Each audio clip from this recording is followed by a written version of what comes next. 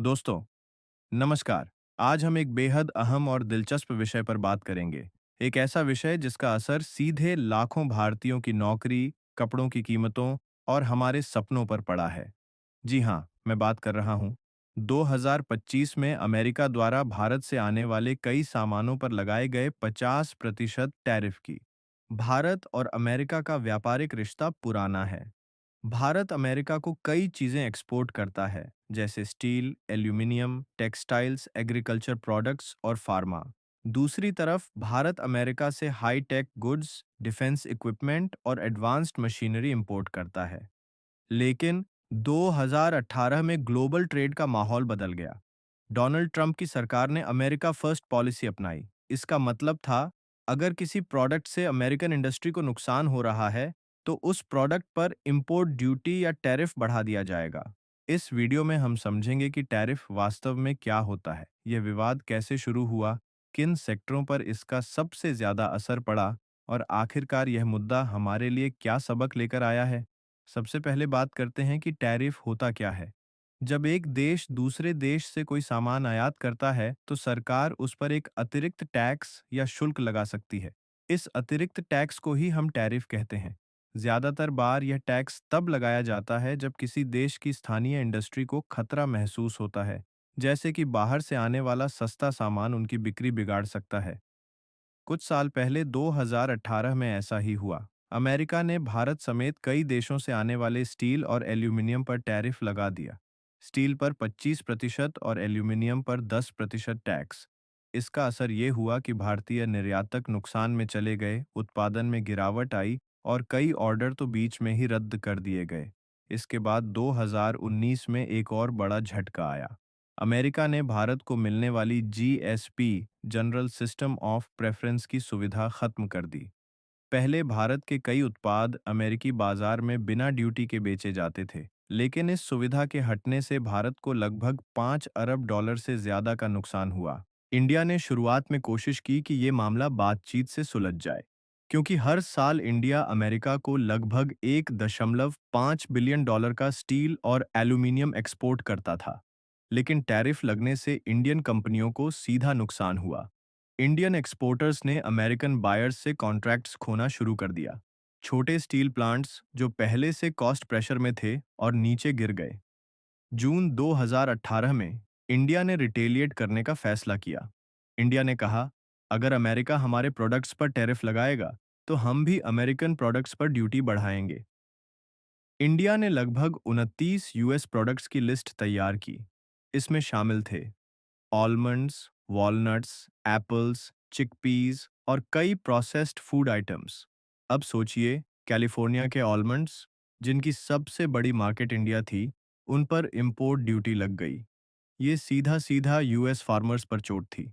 और अब आते हैं 2025 पर। अगस्त 2025 में अमेरिका ने एक नया आदेश जारी किया। इसमें कहा गया कि रूस से तेल खरीदने की वजह से भारत पर अतिरिक्त 25% का पेनल्टी सरचार्ज लगाया जाएगा। पहले से मौजूद 25% रेसिप्रोकल टैरिफ को जोड़ दिया जाए, तो यह बोझ कुल मिलाकर करीब 50% तक पहुंच गया। अब जरा सोचिए, इतने बड़े टैरिफ का असर किन किन उद्योगों पर पड़ेगा। सबसे पहला नाम आता है टेक्सटाइल और वस्त्र उद्योग का। भारत से हर साल लगभग 8 से 9 अरब डॉलर का निर्यात सिर्फ अमेरिका जाता है। लेकिन 50% टैक्स के कारण इस सेक्टर में भारी संकट की आशंका है। कई फैक्ट्रियां आदेश रद्द होने की शिकायत कर चुकी हैं। दूसरा बड़ा झटका है हीरे और गहनों के कारोबार पर। भारत हर साल अमेरिका को लगभग 10 अरब डॉलर का निर्यात करता है, लेकिन इस नए टैक्स से सूरत जैसे डायमंड हब खाली पड़े हैं, क्योंकि ग्राहक अब महंगे दाम चुकाने को तैयार नहीं है। इसके बाद आता है समुद्री उत्पादों का क्षेत्र, विशेषकर झींगे यानी श्रिम्प, जो डॉलर कमाने वाला सेक्टर है। अब अमेरिका के खरीदार कहीं और रुक कर सकते हैं, जैसे वियतनाम या इक्वाडोर। चमड़ा और जूते भी प्रभावित हो रहे हैं।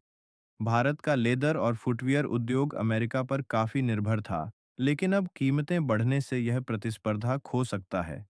इसके अलावा इलेक्ट्रॉनिक्स और इंजीनियरिंग गुड्स का निर्यात भी लगभग 14 अरब डॉलर तक का था। अंदाजा है कि इसमें 12 से 15% तक की गिरावट हो सकती है। और अंत में कृषि उत्पाद।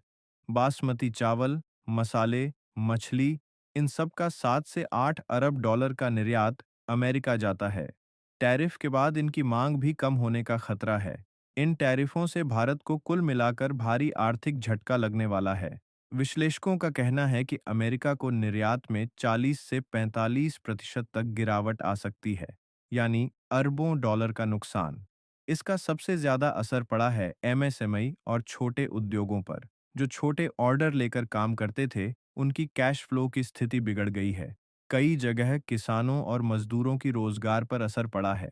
इसके साथ ही भारतीय रुपया भी कमजोर हुआ। रुपया गिरकर 88 रुपये 13 पैसे तक पहुंच गया। विदेशी निवेशक करीब 2.4 अरब डॉलर भारत से बाहर ले गए। सरकार ने कुछ कदम उठाए, जैसे कि कपड़ा उद्योग को राहत देने के लिए कपास पर आयात शुल्क की छूट। हमें हमेशा अपने निर्यात को डाइवर्सिफाई करना होगा। हमें अपनी सप्लाई चेन को मजबूत बनाना होगा और हमें यह समझना होगा कि व्यापार नीति सिर्फ अर्थशास्त्र नहीं, बल्कि कूटनीति का भी हिस्सा है। उद्योग संगठनों ने भी सलाह दी है कि भारत को अब अपने निर्यात बाजारों को विविध बनाना चाहिए, यानी सिर्फ अमेरिका पर निर्भर नहीं रहना चाहिए।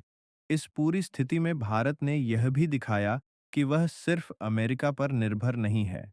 प्रधानमंत्री मोदी ने एससीओ समिट तियानजिन में चीन और रूस से संवाद बनाए रखा, जिससे मल्टीपोलर वर्ल्ड में भारत की भूमिका प्रबल हुई। शी ने हेजेमोनिज्म के खिलाफ मल्टीलैटरलिज्म की वकालत की और नई एससीओ डेवलपमेंट बैंक एआई संयोग आदि प्रस्तावित किए। मोदी और पुतिन ने संकेत दिया कि भारत रूस संबंध मजबूत हैं, खासकर ऐसे समय में जब अमेरिका भारत संबंध तनाव में है। यह साबित हुआ कि स्ट्रेटेजिक ऑटोनॉमी और डाइवर्सिफिकेशन, चाहे व्यापार हो या सुरक्षा, अब देश का बढ़ा हुआ प्राथमिकता क्षेत्र है। ग्लोबल साउथ की आवाज को उठाने और अपनी संसाधन और बाजार पैदा करने की दिशा में भारत ने दृढ़ता दिखाई। दोस्तों, यह पूरी कहानी सिर्फ व्यापार की नहीं है। यह हमारे भविष्य की सुरक्षा की कहानी है। यह हमारे मजदूर की रोजी रोटी और हमारी छोटी बड़ी कंपनियों की मजबूती की कहानी है। हमें सीखना होगा कि बढ़ते ग्लोबल तनाव में सिर्फ सर्वाइवल नहीं, रेजिलियंस यानी लचीलापन भी जरूरी है। अगर आपको यह एक्सप्लेनर पसंद आया हो तो वीडियो को लाइक करें, दूसरों तक शेयर करें और ऐसे ही वास्तविक और प्रमाणित एक्सप्लेनर देखने के लिए इस चैनल को सब्सक्राइब जरूर करें। शुक्रिया, फिर मिलते हैं।